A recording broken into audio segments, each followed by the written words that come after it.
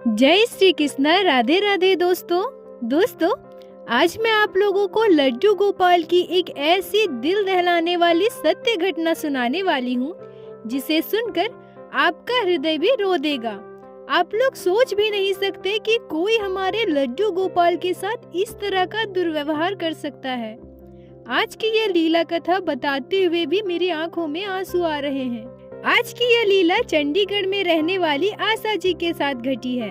आशा जी कहती है कि मेरा मायका दिल्ली में है और मेरा ससुराल भी दिल्ली में ही है, लेकिन मेरे पति चंडीगढ़ में जॉब करते हैं, इसीलिए मैं अपने पति के साथ चंडीगढ़ में रहती हूँ। शादी से पहले मैं अपने मायके में लड्डू गोपाल की सेवा किया करती थी। मेरे मायके में बचपन से ही मैंने पूजा पाठ का माहौल देखा है। मेरी मम्मी, मेरी चाची सभी लड्डू गोपाल की सेवा बहुत ही प्यार से करती थी। क्योंकि मुझे बचपन से ही लड्डू गोपाल की सेवा करने की आदत थी, तो शादी के बाद जब मैं अपने ससुराल गई तो मुझे सब कुछ खाली खाली सा लग रहा था। मेरा मन ससुराल में बिल्कुल भी नहीं लगता था। यह बात मैंने अपनी मम्मी को फोन पर बताई। मैं अपनी मम्मी से कहती हूँ कि मम्मी, क्यों ना मैं भी यहाँ पर छोटे से लड्डू गोपाल को लेकर आऊँ। यह बात सुनकर मेरी मम्मी मुझे बिल्कुल ही मना कर देती है। वह मुझसे कहती है कि तुम्हारी अभी अभी शादी हुई है, अभी तुम अपने ससुराल में ध्यान दो, वहाँ सब लोग की जरूरत, पसंद नापसंद का ख्याल रखो, देखो वहाँ का माहौल कैसा है। हो सकता है लड्डू गोपाल की सेवा उन लोगों को पसंद ना हो, थोड़ा समय देख लो, उन सभी को जान लो, फिर तुम्हें जैसा ठीक लगे वैसा करना। मैं अपनी मम्मी से कहती हूँ कि मम्मी, मेरे ससुराल में सभी लोग बहुत अच्छे हैं, सभी मुझसे बहुत प्यार करते हैं और लड्डू गोपाल की सेवा करना कोई बुरी बात बिल्कुल भी नहीं है, तो वो मुझे लड्डू गोपाल की सेवा करने से क्यों रोकेंगे। पर मेरी मम्मी लड्डू गोपाल को अपने ससुराल लाने से बिल्कुल ही मना कर देती है। मैं भी चुप हो जाती हूँ। शादी के कुछ दिनों के बाद मुझे अब मेरे पति के साथ चंडीगढ़ रहने के लिए जाना था।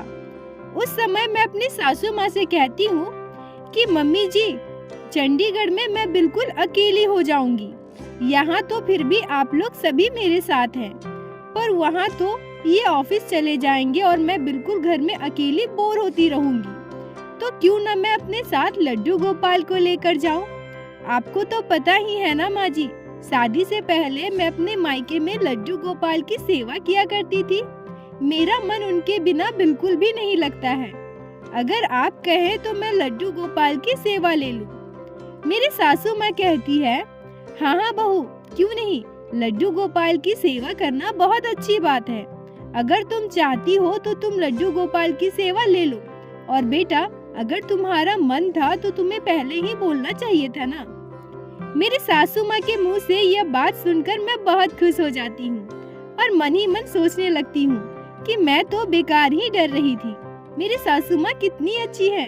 और ये बात मैं खुशी खुशी अपने माँ को फोन पर बताती हूँ। मेरी मम्मी भी मेरी बात सुनकर बहुत खुश हो जाती है और कहती है, हाँ बेटा, तुम्हारी सासू माँ तो बहुत अच्छी है। मैं अपनी मम्मी से कहती हूँ कि मम्मी, मेरे चंडीगढ़ जाने से पहले जब तुम मुझसे मिलने आओगी ना, तो मेरे लिए लड्डू गोपाल लेकर आना। और ठीक वैसा ही हुआ। मेरी चंडीगढ़ जाने के 4-5 दिन पहले मेरी मम्मी मेरे घर मुझसे मिलने आई और अपने साथ एक बहुत ही प्यारे से लड्डू गोपाल को लेकर आई। आशा जी कहती है कि इन सब चीजों के बीच मैंने यह कभी सोचा ही नहीं कि मुझे अपने पति से भी इस बारे में बात करनी चाहिए, और यही मेरे जीवन की सबसे बड़ी गलती साबित हुई।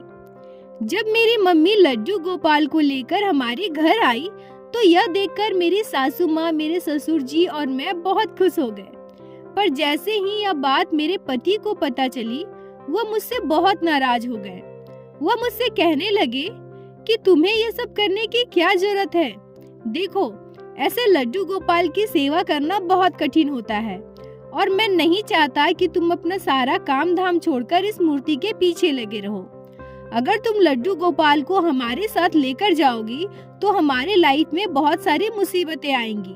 हम दोनों के बीच में तालमेल नहीं बैठ पाएगा। सो प्लीज इन्हें हमारे साथ लेकर मत जाओ। आशा जी कहती है कि मैंने कभी सपने में भी नहीं सोचा था कि मेरे पति मेरे गोपाल के बारे में कुछ ऐसा कहेंगे। मुझे तो हमेशा से ही अपनी सासू माँ और अपने ससुर जी का डर था, पर वो लोग तो कितने अच्छे हैं, मुझे तुरंत लड्डू गोपाल की सेवा करने की परमिशन दे देते हैं। पर मेरे पति तो लड्डू गोपाल की सेवा को बिल्कुल भी पसंद नहीं करते थे। वह मुझे ऐसा बोलकर बहुत ही दुखी कर दिए। पर अब मैं क्या करती? मेरी मम्मी मेरे लिए लड्डू गोपाल ला चुकी थी। अगर मैं उन्हें वापस दे देती तो उन्हें कितना बुरा लगता और मेरे मायके में मेरी क्या इज्जत रह जाती। यह सब सोचकर मैं अपने पति की बात को इग्नोर करती हूँ और अपने लड्डू गोपाल को अपने साथ चंडीगढ़ लेकर जाती हूँ। मेरे पति इस बात से बहुत ही गुस्सा थे। वह मुझसे कुछ दिनों तक ठीक से बात भी नहीं कर रहे थे, पर मैं क्या करती, मैं मजबूर थी और अपने साथ अपने लड्डू गोपाल को चंडीगढ़ ले जाकर उनकी सेवा करने लगी। चंडीगढ़ पहुंचने के बाद वहां मैं और मेरे पति बिल्कुल अकेले थे और वहां मेरे साथ थे मेरे प्यारे से लड्डू गोपाल। मैं अपना सारा काम समय पर करने की पूरी कोशिश करती थी, पर इंसान मात्र से गलतियां तो हो ही जाती है और शादी से पहले मुझे कभी भी इतना काम करने की आदत नहीं रही है। पर मेरे पति को हमेशा यही लगता था कि मैं लड्डू गोपाल के पीछे लगी रहती हूँ, हमेशा पूजा पाठ में लगी रहती हूँ, उनकी सेवा में लगी रहती हूँ। इस वजह से मेरे पति मुझे हमेशा ताना देते थे। आशा जी कहती है कि यूँ कहूँ तो मेरे दाम्पत्य जीवन में लड्डू गोपाल की वजह से हमेशा कलेश बना रहता था और मुझे यह बात बताते हुए मेरे आंखों से आंसू आ रहे हैं कि मुझे समझ में नहीं आता था कि मेरे लड्डू गोपाल की वजह से मेरे पति को क्या दिक्कत हो रही है। ऐसे ही दिन बीत रहे थे और एक दिन हमारे जीवन में एक ऐसा दिन आता है जो हमारे जीवन में ढेर सारी खुशियां लेकर आता है। आशा जी कहती हैं कि मुझे पता चलता है कि मैं प्रेग्नेंट हूँ, माँ बनने वाली हूँ। यह बात सुनकर मैं और मेरे पति बहुत खुश हो जाते हैं। यह बात मैं अपनी सासू माँ को फोन पर बताती हूँ। मेरे मायके में मेरे ससुराल वाले सभी लोग बहुत खुश थे और उसके 2-4 दिन के बाद मेरी सासू माँ और मेरे ससुर जी मुझसे मिलने चंडीगढ़ आते हैं। मेरे सासू माँ मेरे ससुर जी बहुत अच्छे थे, हमेशा मुझसे बहुत प्यार करते थे। मुझसे मिलने के बाद मेरी सासू माँ मुझसे बहुत प्यार करने लगी, मुझे बहुत दुलारने लगी। मेरी सासू माँ मेरे गोपाल के पास जाती है और हाथ जोड़कर उनसे कहती है, हे गोपाल, मेरी बहू और बेटा दोनों यहाँ अकेले हैं। अब इनके जीवन में इतनी बड़ी खुशी आने वाली है। मैं अपनी बहू को आपको सौंपती हूँ, अब आप ही इनका ख्याल रखना। मेरे सासू माँ का लड्डू गोपाल के प्रति इतना लगाव देखकर मेरे पति मन ही मन बहुत गुस्सा करते हैं, पर कुछ कह नहीं पाते। कुछ दिन रुकने के बाद मेरी सासू माँ और मेरे ससुर जी वापस दिल्ली चले जाते हैं। इस बीच मेरे पति मुझसे हमेशा लड्डू गोपाल की सेवा करने से रोका करते थे।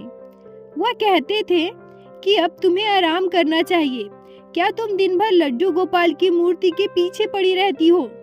देखो आशा, अभी यह सब करना बिल्कुल भी ठीक नहीं है, ये सब करने का बिल्कुल भी यह समय नहीं है। मैं चाहता हूँ कि तुम अच्छे से खाओ पियो आराम करो। तुम दिन भर इनकी सेवा में लगी रहती हो, अपने समय की बर्बादी करती हो, जो तुम्हारी सेहत के लिए बिल्कुल भी अच्छा नहीं है। मैं तुम्हें यह सब बोल बोल कर थक चुका हूँ, तुम किसी की सुनती ही नहीं हो। मैं अपने पति से हमेशा कहती थी, उन्हें हमेशा समझाती थी कि लड्डू गोपाल की सेवा करना कोई गलत बात नहीं है और मैं दिन भर इनकी सेवा में नहीं लगी रहती हूँ। जिस तरह से एक माँ अपने बच्चे की केयर करती है, मैं बिल्कुल वैसे ही कर रही हूँ। लड्डू गोपाल की सेवा करना समय की बर्बादी बिल्कुल भी नहीं है। प्लीज आप ऐसा मत बोला कीजिए। और ऐसे ही दिन बीत रहे थे। दोस्तों, आशा जी मुझसे कहती है कि इतनी खुशियों के बीच एक ऐसा दिन आता है जो हमारे जीवन से सारी खुशियां लेकर चला जाता है और साथ ही हमारे जीवन में एक ऐसी दुर्घटना घटती है जिसे बताते हुए मेरी आंखों में आंसू आ रहे हैं। मेरा पूरा शरीर जैसे कांप रहा है। एक दिन मेरे पेट में अचानक से बहुत तेज दर्द होने लगता है। यह दर्द इतना ज्यादा था, इतना असहनीय था कि मैं इसे बर्दाश्त नहीं कर पाती हूँ। मेरे पड़ोसी मुझे लेकर हॉस्पिटल जाते हैं और मेरे पति को भी कॉल करके बताते हैं। और उस दिन हमारे जीवन में बहुत ही दुखदाई घटना घटी। मेरा मिसकैरेज हो चुका था। मेरा बच्चा अब इस दुनिया में नहीं था। आशा जी कहती है कि सच कहूँ तो मैं बिल्कुल टूट चुकी थी। यह हमारा पहला बच्चा था। हमने कितने सपने सजाए थे। मैं बहुत रोती हूँ। मैं बिल्कुल भी यह बर्दाश्त नहीं कर पा रही थी, पर क्या करती, मेरे किस्मत में जो था वो तो होकर ही रहेगा। मेरे पति भी इस चीज से बहुत दुखी हो गए थे। आशा जी कहती हैं कि यह बात सोचकर आज भी मेरे आंखों से आंसू आते हैं कि इसका कारण हमें आज तक पता नहीं चला, कि सब कुछ तो ठीक था, फिर अचानक से क्या हो गया जो मेरा बच्चा आज इस दुनिया में नहीं रहा। उसके बाद मैं हॉस्पिटल से घर जाती हूँ। 3-4 दिनों के बाद मेरी सासू माँ और मेरे ससुर जी मुझे देखने चंडीगढ़ आते हैं। मेरी तबीयत इतनी ज्यादा खराब थी कि मैं ठीक से चल भी नहीं पा रही थी, पर इतनी तकलीफ होने के बाद भी मैं अपने गोपाल को नहीं भूली। भला मैं उन्हें कैसे भूल सकती हूँ, वो तो मेरे प्राणों से भी प्रिय है। मेरे पड़ोस में रहने वाली एक भाभी को मैं अपने गोपाल की सेवा की दायित्व देती हूँ। मैं जिस दिन हॉस्पिटल आती हूँ उसी दिन उनसे कहती हूँ कि भाभी, जब तक मैं घर ना आ जाऊँ, आपसे जैसे होगा वैसे ही आप मेरे गोपाल की सेवा कर देना। हमारी भाभी बहुत ही अच्छे से गोपाल की सेवा किया करती थी, परंतु इस बात का मुझे जरा भी अंदाजा नहीं था कि मेरी ऐसी दशा के पीछे मेरे गोपाल को दोषी माना जाएगा। मेरे सासू माँ के आते ही मेरे पति ने उनसे क्या कहा मुझे नहीं पता, पर उनके बीच कोई बात तो जरूर हुई थी। मेरी सासू माँ मुझे बहुत बात सुनाती है और मुझसे कहती है कि ये सब कुछ गोपाल की वजह से ही हुआ है। तुम अच्छे से खाना पीना ना खाकर, अपनी सेहत का ध्यान ना देकर दिन भर गोपाल के पीछे पड़ी रहती थी। इसी वजह से आज हमारा बच्चा हमारे साथ नहीं है। आशा जी कहती हैं कि सच कहूँ तो पहली बार अपनी सासू माँ के मुंह से मेरे गोपाल के बारे में इतना बुरा सुनकर मैं अंदर से दहल गई थी। मुझे समझ में नहीं आ रहा था कि ये वही इंसान है जो मुझसे हमेशा लड्डू गोपाल की सेवा करने में सपोर्ट किया करती थी, और आज मेरी सासू माँ इस तरह की बातें मेरे लड्डू गोपाल के लिए बोल रही हैं। तभी मेरे पति मुझसे कहते हैं कि हाँ, ये सब उस लड्डू गोपाल की वजह से ही हुआ है। तुम खाली पेट रहकर लड्डू गोपाल की पूजा किया करती थी और उस दिन तुम्हें इतना पेट दर्द हुआ, और उसी पेट दर्द की वजह से आज हमारा बच्चा हमारे साथ नहीं है। इन सब की वजह वो गोपाल ही है। मैं रोते रोते उनसे कहती हूँ कि नहीं, ऐसा बिल्कुल नहीं है। मैं दिन भर लड्डू गोपाल की सेवा में नहीं लगी रहती थी। मैं तो बस समय समय में उन्हें भोग लगा दिया करती थी, और लड्डू गोपाल की सेवा करने से कभी भी किसी का गलत नहीं होता, और ये समय की बर्बादी नहीं है। ये तो मेरी किस्मत था जो मेरे साथ हुआ। प्लीज आप लोग ऐसा मत बोलिए। तभी मेरे सासू माँ और मेरे ससुर जी बहुत गुस्सा हो जाते हैं और कहते हैं कि बस बहुत हो गया। मुझे बिल्कुल भी नहीं पता था कि तुम इस तरह से गोपाल के चक्कर में अपनी सेहत का ये हाल कर लोगी। नहीं तो मैं कभी भी तुम्हें लड्डू गोपाल की सेवा करने की इजाजत नहीं देती बहू। यह कहकर मेरी सासू माँ दौड़ते हुए पूजा घर में जाती है। मेरी इतनी भी हिम्मत नहीं हो रही थी कि मैं उनके पीछे पीछे चलकर वहाँ जा सकूं। मैं वहीं से चिल्लाती हूँ, क्या हो गया माँ जी, आप कहाँ जा रही हैं, क्या करने जा रही हैं? बस मैं इतना सुनती हूँ कि मेरी सासू माँ कहती है कि अब न तुम्हारे गोपाल रहेंगे न तुम उनकी सेवा करोगी। इन्हीं के वजह से आज हमारा बच्चा हमें छोड़कर चला गया है। इतना सुनते ही मेरे दिल की धड़कन जैसे रुक जाती है। मुझे नहीं पता मुझ में कहाँ से इतनी हिम्मत आती है। मैं उठकर सीधे अपने सासू माँ के पीछे जाती हूँ। तब तक मेरी सासू माँ लड्डू गोपाल को उनके सिंहासन से उठाकर आंगन में जा चुकी थी। मेरी सासू माँ लड्डू गोपाल को हाथ में लेकर रोते हुए कहती है कि मैं आपको कितना मानती थी।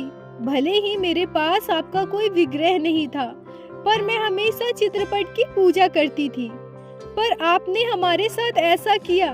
यह कहकर मेरी सासू माँ पास पड़े पत्थर को उठाती है और गोपाल के शरीर में वार करने लगती है। यह देखकर मेरा शरीर तो जैसे सुन्न हो जाता है।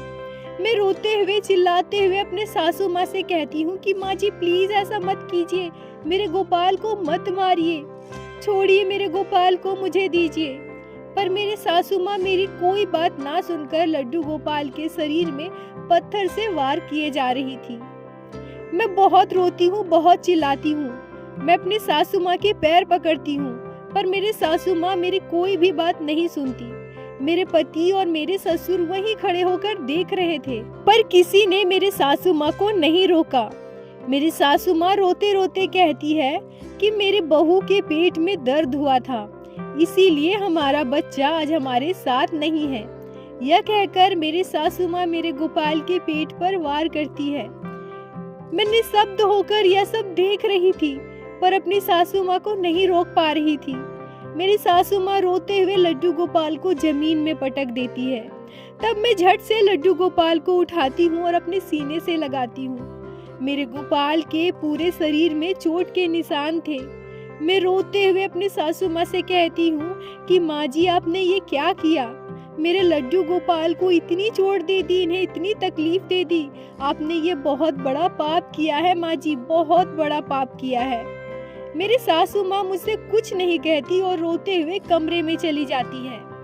मेरी तबीयत बहुत ज्यादा खराब थी। मैं इस अवस्था में नहीं थी कि अपने लड्डू गोपाल को लेकर पूजा घर में भी जाती, पर उसी अवस्था में मैं किसी तरह अपने गोपाल को लेकर पूजा घर में जाती हूँ और रोते हुए गोपाल के पूरे शरीर में चंदन का लेप लगाती हूँ।